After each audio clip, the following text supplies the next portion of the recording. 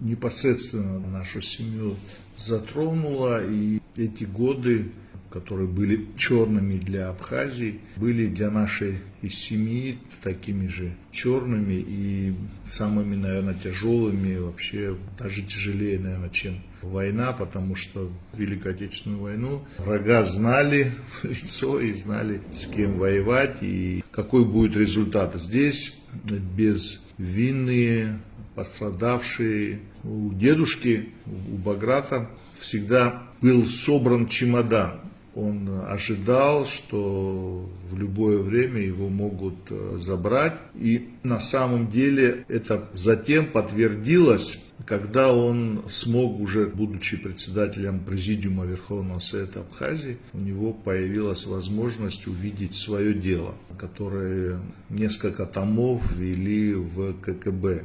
Там он увидел и доносчиков, которые доносили на него. Все это было вот так подробно составлено именно после письма 1947 года по закрытию абхазских школ, которые они написали с Георгием Алексеевичем Дзидзария и Пацей Шакрыл. После этого письма очень жесткий начался пресс по отношению к ним, и практически тотальная слежка была за ним, что было видно по его делу. И уже к 1953 году были подготовлены все документы, не хватало санкций прокурора. Умер Сталин, и таким образом дедушка остался живой. Следственные мероприятия, которые проводились, и к чему подводилось все, это измена Родины. Измена Родины тогда каралась самым жестким образом. Да. С бабушкой, обсуждая этот самый тяжелый период в их жизни, бабушка часто рассказывала и о том, что ее брата репрессировали. Тамара Константиновна Маршан, ее брат Маршаня Дмитрий Константинович, он был 14 года рождения, младший ее брат, которого репрессировали в 1938 году по Ткварчельскому делу. Он был молодой горный инженер, который работал в Ткварчалах и был репрессирован и расстрелян 24 года. А причины его ареста никто не знал. Тогда просто все шахтоуправление Ткварчельское, всех абхазцев просто репрессировали. Просто выборка была по национальному признаку. Всех молодых инженеров, всех специалистов, все были арестованы и расстреляны. Ее отец, народный учитель Абхазии, он писал письма Сталину, все время искал своего сына, но никаких концов он так и не нашел.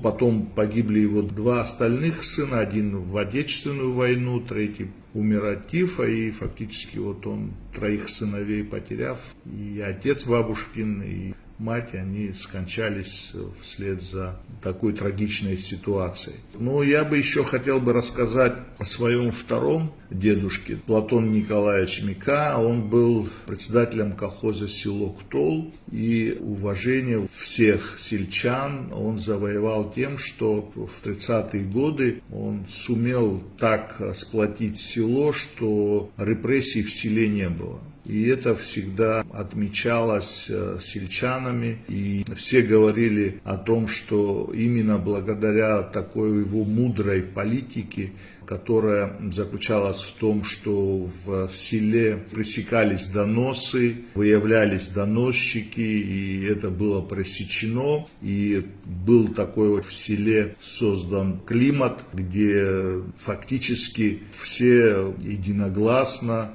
поддерживая друг друга, прошли этот период. До конца дней, я помню, сельчанами было отмечено, что когда в селе нету доносчиков, когда в селе нету раздрая, то можно было бы пройти этот тяжелый путь именно таким образом. В самом селе репрессий не было.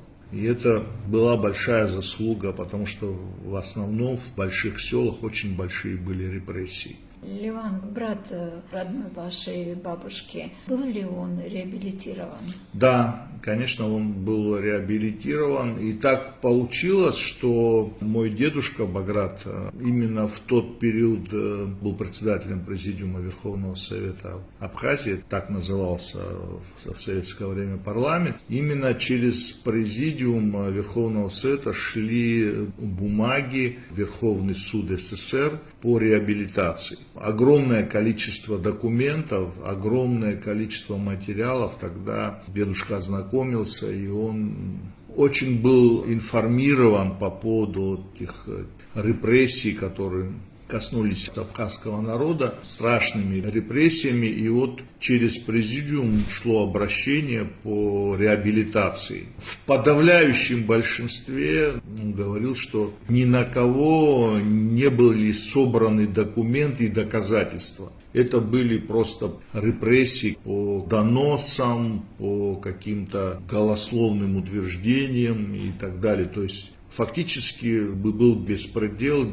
Суд был формальный, все семьи, которые подверглись репрессиям, там просто семьями и в возрасте не щадили, и детей не щадили, то есть это просто страшные репрессии, и особенно тех, кто имел образование, особенно тех, кто мог иметь собственное мнение, их не щадили.